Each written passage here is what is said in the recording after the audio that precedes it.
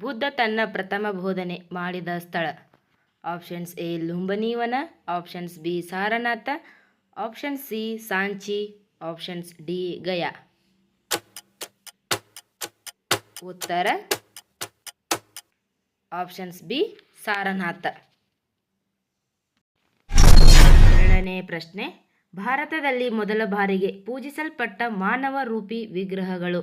Options A Brahma, options B Vishnu, option C Shiva, options D Buddha. ಉತ್ತರ options D Buddha.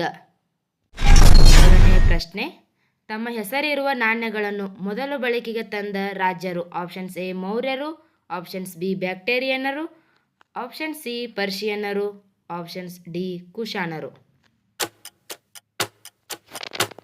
ಉತ್ತರ options D ಕುಶಾನರು. ನಾಲ್ಕನೇ ಪ್ರಶ್ನೆ, ಸಂಸ್ಕೃತದಲ್ಲಿ ಅಧಿಕೃತ ದಾಖಲೆಯಾಗಿರುವ ಅತ್ಯಂತ ಹಳೆಯ ಶಾಸನ. ಆಪ್ಷನ್ಸ್ ಎ ಅಲಹಾಬಾದ್ ಶಾಸನ, ಆಪ್ಷನ್ಸ್ ಬಿ ಐಹೊಳೆ ಶಾಸನ, ಆಪ್ಷನ್ ಸಿ ಜುನಾಗಢದ ಕಲ್ಲಿನ ಶಾಸನ, ಆಪ್ಷನ್ಸ್ ಡಿ ಮೇಲಿನ ಯಾವುದೂ ಅಲ್ಲ. ಉತ್ತರ ಆಪ್ಷನ್ ಸಿ ಜುನಾಗಢದ ಕಲ್ಲಿನ ಶಾಸನ. ಐದನೇ ಪ್ರಶ್ನೆ, ಕೇಂದ್ರದಲ್ಲಿ ಸಂಪುಟದ ಸಭೆಯ ಅಧ್ಯಕ್ಷತೆ ವಹಿಸುವ ವ್ಯಕ್ತಿ. ಆಪ್ಷನ್ಸ್ ಎ ಪ್ರಧಾನಮಂತ್ರಿ, ಆಪ್ಷನ್ಸ್ ಬಿ ಸಂಪುಟದ ಸಚಿವರು, ಆಪ್ಷನ್ ಸಿ ಸಂಪುಟದ ಕಾರ್ಯದರ್ಶಿ, ಆಪ್ಷನ್ಸ್ ಡಿ ರಾಷ್ಟ್ರಪತಿ. ಉತ್ತರ ಆಪ್ಷನ್ಸ್ ಎ ಪ್ರಧಾನಮಂತ್ರಿ. ಆರನೇ ಪ್ರಶ್ನೆ, ವಾಯುಮಾನದ ಒತ್ತಡವನ್ನು ಅಳೆಯುವ ಉಪಕರಣದ ಹೆಸರು.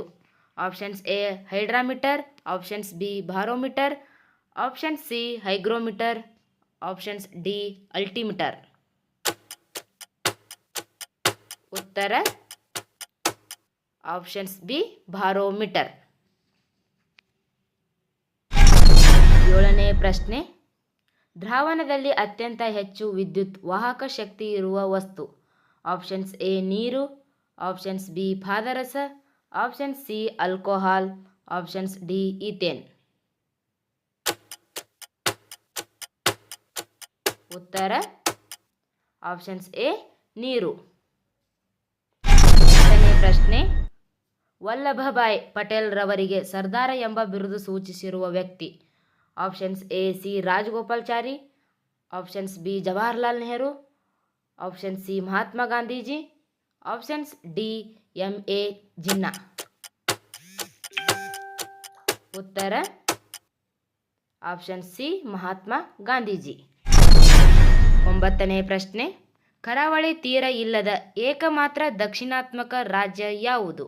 Options A Tamil Nadu, options B Andhra Pradesh, option C Telangana, options D Kerala. ಉತ್ತರ ಆಪ್ಷನ್ ಸಿ ತೆಲಂಗಾಣ. ಹತ್ತನೇ ಪ್ರಶ್ನೆ, ಭೂಮಿಯ ಪದರದಲ್ಲಿರುವ ಅತ್ಯಂತ ವಿಫಲವಾದ ಲೋಹ ಯಾವುದು. Options A silicon, options B nickel, option C aluminium, options D ಉಕ್ಕು. ಉತ್ತರ ಆಪ್ಷನ್ ಸಿ ಅಲ್ಯೂಮಿನಿಯಂ.